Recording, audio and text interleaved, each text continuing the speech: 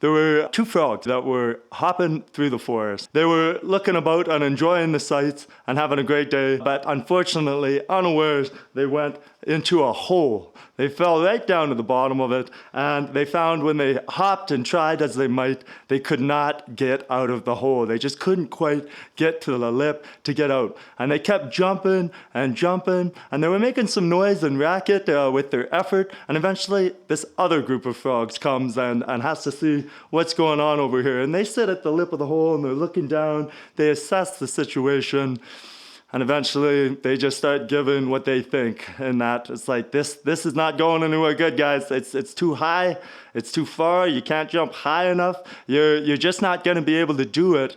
Why don't you guys just calm down and just die peacefully? Because there's really no hope in this situation.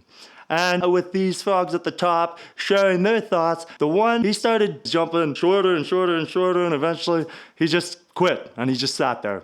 The other frog, though, even with the same message, ended up jumping a little bit higher and a little bit higher until he was getting really close, and in one massive burst of energy, he jumps right out of the hole, and you think it would be this massive celebration and pats on the back, but this group of frogs that were shouting at him were looking with these big question marks, and they're like, "What were you thinking?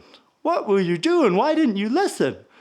And it became apparent that this frog was deaf, and he thought that the message was that they were encouraging him, and they were cheering him on, and they were trying to do what they could to give him their power with their encouragement to get out of his predicament and out of this hole. So it becomes clear in this message that we need to be very careful which voices we choose to listen to in our lives. And sometimes, even with negativity, we can turn it into a positive, but you're going to be better off surrounding yourself with a positive environment that is cheering you on, of people that are believing in you. The content that you put into your mind should be giving yourself reasons why you can instead of reasons why you can't. And as in the story of the two frogs, that message and the one you choose to believe is going to make all the difference.